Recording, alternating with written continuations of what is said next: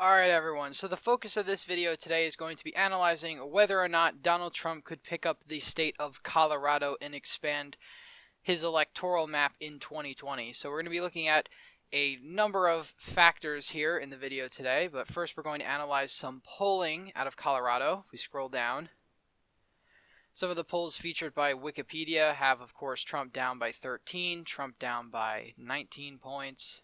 Significant margins, but again, if we look at the sample size of these polls, and of course I don't know the validity or how reliable these polling services are, there could be a number of factors that play. But ultimately, there's not a lot of polling out of the state of Colorado, which is unfortunate because it kind of gives us a blind view of how the state is thinking of the president right now. But one interesting indicator is, of course, the Republican primary this time around had 681,000 votes in it compared to the Democrats' 960,000.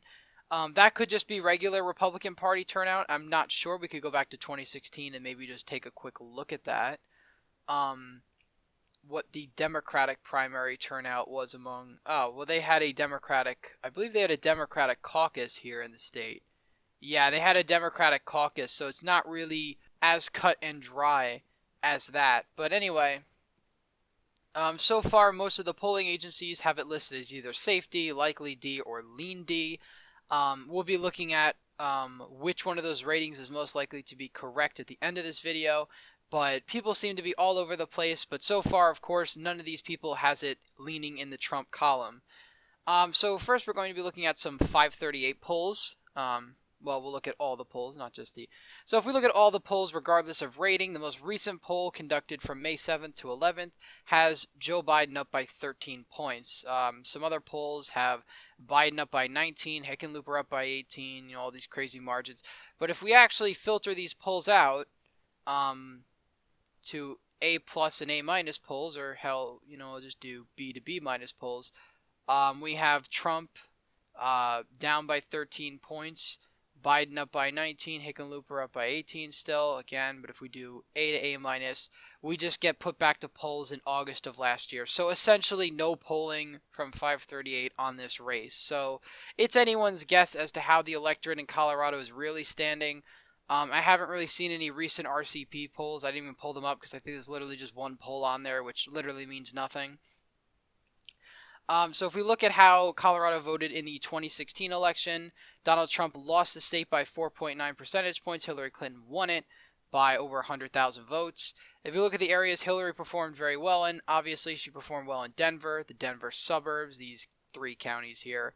Bloomfield County, of course, Boulder County, a Democratic stronghold in Colorado like Denver. The Fort Collins area, where Trump performed well, he actually won Pueblo County and El Paso County, but in Pueblo he only got 46.1% of the vote.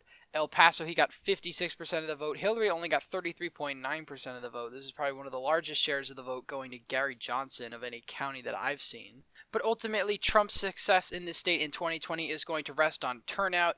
Do these suburbs, do the Democrats in these suburbs in the Denver area really turn out for Joe Biden, or do they stay home?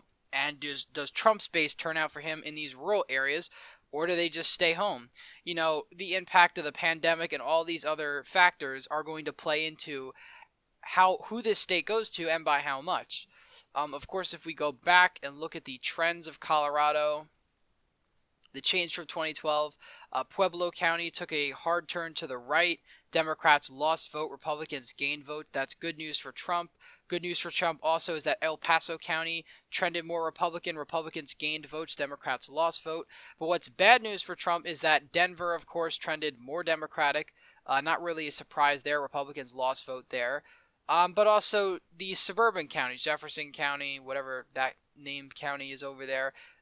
These counties that Trump relies on to chip away at Joe Biden's margins, and what he's going to have to do in 2020, chip away at Joe Biden's margins in these urban counties around Denver, have all trended Democrat, although the rest of the state has trended Republican. But overall, again, we wouldn't really know the true results of Colorado with Gary Johnson in the race, but I would be willing to bet that it would be similar to the 2012 margin we saw, where Obama got 51%, Romney got 46%. That's probably something similar if we consider that Johnson, around 60% of his votes would go to Trump.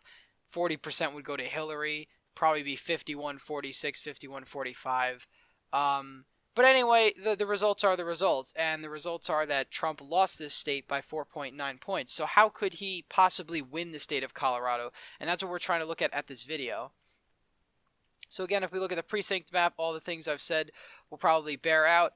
Again, Denver, super, super blue, and all of these suburbs around in these suburban counties here, which have a decent amount of people in them, Jefferson County too. All of these areas, there's not really any dark red. There's either dark blue or there's light red. There's no dark red in these counties, which means that these suburbs are definitely more Democratic leaning than they are Republican. But again, if we look at the margins at which some of these suburbs went to Hillary, it's not by all that much. A lot of precincts, it's very close. It could be within, like this one here, within 4 points. So there's a lot of room for growth here in the Colorado suburbs. Colorado is a pretty fast-growing state, which means you have thousands of new eligible voters coming into the state. Whether that helps Joe Biden out or Trump more, obviously we're going to see that. I have a feeling that a lot of them are going to help Biden more because the areas that are growing are these urban areas. The areas that are shrinking in the state in population are all of these rural counties that went heavily to Donald Trump. And ultimately, it's not going to be these counties that decide the election out here. It's going to be these counties right here in the middle that decide which way Colorado is going to go.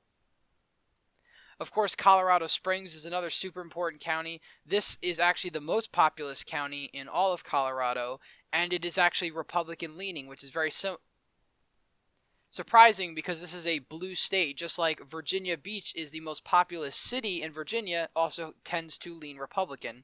However, in this case, El Paso County is very Republican.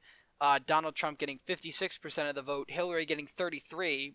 It's only 34% here because they rounded up. So again, the only really blue precincts in this area is in the city of Colorado Springs proper. All of the suburbs are red. All of the ex-urban areas are red. Again, this is a huge military. There's a lot of military facilities out here, air bases, airstrips, stuff like that. A large military presence in the county, which tends to give it the advantage to Republicans. But, Denver, Boulder, all of these counties, very, very, very blue, all of this whole area. And ultimately, it's going to depend on what the turnout is like in the Denver metro area, and ultimately whether that turnout favors Trump or Biden. So we could take a look at the last time Colorado went to a Republican in 2014 for Cory Gardner. These results are 99% reporting, but Cory Gardner won his race by roughly over 2 points. If we look at the results from the Denver suburbs, they both almost flipped to Gardner, around 2 points respectively, in favor of Mark Udall, who was actually the incumbent senator, elected in 2008 along with President Barack Obama. Of course, Boulder County's margins don't really change, but what matters here is the turnout. Turnout was much higher in these Republican counties. The margins were much larger in places like El Paso County, which ultimately put Gardner over the top. This is a kind of dynamic Trump's going to need in 2020. Now, he can't count on low Democratic turnout or high Republican turnout. It's going to be a general election turnout, and whichever way independents swing is probably going to determine whether Colorado's electoral votes go to Trump or go to Biden. And we're going to look at that in the exit polls in just a second, but we're going to take a brief look at the 2018 election results. Of course, for the governor's race, Jared Polis won by around 9 points, pretty comfortably over his opponent, Walker Stapleton.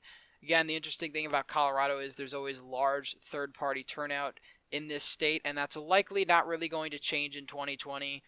Jared Polis, again, doing really, really well in the Denver suburbs. Denver, of course, Boulder, Fort Collins, Pueblo County. Even doing better in El Paso County, almost breaking 40% of the vote. Walker Stapleton doing just around as good as Trump, but since Jared Polis did so well here in the county, it ended up hurting him.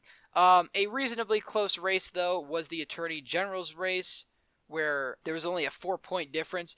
Again, you could tell that the Denver suburbs were a lot closer. The Denver margins don't change all that much. The Boulder margins don't change all that much. The Fort Collins margins don't change all that much. Really, these counties were the ones to swing more Republican, but ultimately it was not enough. Again, El Paso County also swung more Republican. Phil Weiser, the Democrat, didn't get 39% like Jared Polis did. He only got 36.7%. The Republican nearly got 60% in Colorado Springs. That gives him a good showing in the county, but overall was not enough to push him over the top. So we could see a dynamic like this in 2020 where Trump does very well in El Paso County. Maybe he loses Pueblo County, maybe he wins it, but maybe there's a 4-point difference. And the independent voters are ultimately going to decide this election. And that brings me, of course, to the exit polls for the 2016 election here in Colorado. Of course, we could look at race by gender. Trump won males by 8 points. Hillary won females by a safe margin. If we go to age, of course, the only age bracket Trump won in was 40 to 49-year-olds by around 7 points. Even 65 and older, Hillary Clinton was actually able to win by a point, which is different because this differs again from the national exit polls. The overall electorate was different in the state of Colorado. White voters made up 78%, and Trump only won them by 2 points. Latinos, 12%. Hillary Clinton won them by 37 points. Again, that's not unusual. The Hispanics in Colorado actually went slightly more Republican than the Hispanics nationwide. But again, that didn't mean all that much because Colorado went to the Democrats. But the biggest factor we're going to look at here is not race or gender, but it's going to be party ID. Now, in 2016, 32% of those that were surveyed were Democrats voting. 24% were Republicans, 43% independents. That is a huge amount of independents, might be the largest amount of independents of any state. And of course, Trump won them by 3 points. So you'd think he'd be able to win the state. But if Trump were to win them by maybe 5, 7, or 9 points, he would certainly win the state of Colorado. This is the electorate that matters. The independents are what's going to matter in this election. Republicans, he had 88%. I think he'll do slightly better. I also think Biden will do slightly better among Democrats, although he might do a little bit worse because there is a division in the base of the Democratic Party, and Colorado is a more left-leaning state, more likely to have gone to somebody like Bernie Sanders. Of course, it did in the primary. They're more of those type of Democrats, so it'll be interesting to see what the turnout situation in Colorado is like. But ultimately, it depends on what the current situation is like in November, what the pandemic is like, and what society, the economy, etc. is going to look like. Again, another interesting metric to look at is party by gender. If we go party by gender, Republican men, 84% going to Trump, 11% going for Clinton. Republican women, contrary to popular belief, actually went more to Trump than they did to Clinton, which is very interesting because many people, in many exit polls, women are more liberal than men. But in this case, that's not true. However, independent men, 50% going to Trump to 36% for Hillary. Independent women going to Hillary Clinton by 10 points. So even among independent voters, there's a huge gender divide here in the exit polls. If we go to 2014, this is the 2014 poll I could find on the 2014 Senate race. Again, as we looked at earlier, Cory Gardner won by around 2 points. Of course, when it comes to males, 57% voted for Republicans, 41% for Democrats. Females, 51% for Democrats, 47% for Republicans. If we go down to race, of course, 75% of the electorate was white. 60% went to Republicans, 38% for Democrats. Again, those are the margins you're going to need in Colorado if you actually expect to win the state. Again, this exit poll actually had a very, very large sample size, nearly 19,000 people. If we go down to ideology, of course, Democrats won 87% of self-described liberals, 11% for Republicans. Moderates, Democrats still won 53 to 45, but conservatives, Republicans won 85 to 13. However, moderates make up a larger share of the vote. Liberals actually make up the smallest share of the electorate in Colorado, which is interesting because usually Colorado is seen as a much more liberal state than other blue states. And those that normally vote as Democrat, of course, 92% of those voted Democrat in the Senate race, 7% for Republicans. Republicans, 94%, only 5% for the Democrat. And independents, this is what really matters here. 54% for the Republican, 42% for the Democrat. Those are the margins you're going to need as independents if you plan on winning the state of Colorado. And Trump really needs to improve his margins with independents. How could he do that? He could start by running more populist. He could start by doing more to address the current crisis. Maybe do something in the realm of healthcare reform. Possibly a lot more pandemic aid-related packages. Something that the vast majority of people could get behind that would ultimately help him with independent voters. But ultimately, independent voters are going to be the key to Trump winning Colorado overall. So my overall verdict, can Trump win Colorado? Yes, he absolutely can. Will he win Colorado? I still have Colorado as a leans Democratic state. I'm going to give the advantage to Biden just for now, based on the trends that we saw in 2018 with Colorado, the way it has been trending. But Colorado certainly has the potential to flip. We'll be making a follow-up video about the state of Colorado and all the other swing state videos in this series later on. But right now, I put the state of Colorado as lean Democrat. Again, I still give Biden the advantage because Democrats have a partisan advantage in the state of Colorado. They own all statewide offices except Cory Gardner's Senate seat. And that definitely goes to show you how blue the state of Colorado has gotten in the last 10 years or so. Anyway, guys, thank you all for watching. Please like this video, subscribe to the channel, hit the bell notification so you never miss a new video that's posted here. Thank you for watching this video, and I hope to see you in the next one.